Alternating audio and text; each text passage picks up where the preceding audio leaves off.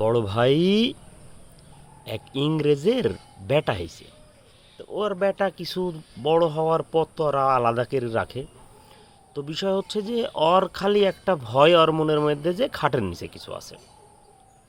তো তার বাপ মা তাকে বুঝাইছে যে এরকম কিছু না, যে এরকম করে আস্তে আস্তে আস্তে আস্তে সে একটা পর্যায়ে কী হয়েছে, বড় হয়ে গেছে। তো তখনও তার ভয় যায়নি, কাটেনি। ভিতর থেকেই তার কাছে খালি মনে হয় যে সে শুইলে খাটের তলে কিছু আছে, খাটের তলে কিছু আছে। তো এখন কাহিনী হচ্ছে যে সে কী করেছে, সে এটি তার বিভিন্ন আশপাশের মানুষের সাথে আলাপ আলোচনা করেছে, তারা তাকে বুঝাইছে এরকম কিছুই না, কিন্তু এই জিনিসটা তার মাথার থেকে কোনোভাবেই বের হচ্ছে না।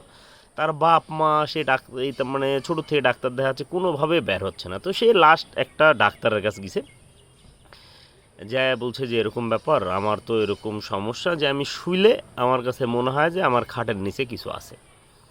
তো তখন ডাক্তার বলছে যে এই সমস্যাটা যেহেতু দীর্ঘমেয়াদী, এটি সারতেও দীর্ঘমেয়াদী প্ল্যানই দরকার। তো সর্বনিম্ন আপনাকে 1 বছর আমার কাছে আসতে হবে, 1 বছর যাওয়া আসা করতে হবে। তো তখনই জিজ্ঞেস করেছে ডাক্তার সাহেব, ফিস কীরকম লাগতে পারে? তো আনুমানিক 1200 থেকে 1400 ডলার লাগবে। তো বলেছে ঠিক আছে ডাক্তার সাহেব, সমস্যা নেই, আমি নেক্সট মান্থ থেকে আপনার কাছে কন্টিনিউ করব।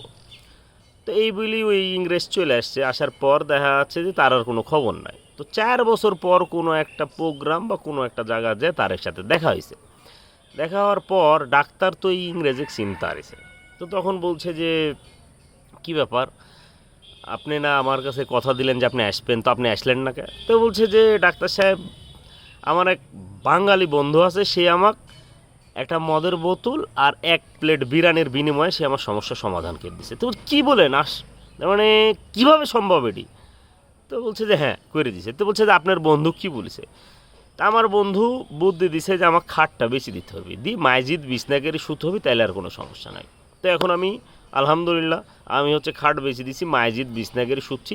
আমার না খাটের নিচে কিছু থাকার ভয় আছে, কোনো টেনশন, আমি এখন আরামে আরামে ঘুমাচ্ছি। ঠিক আছে।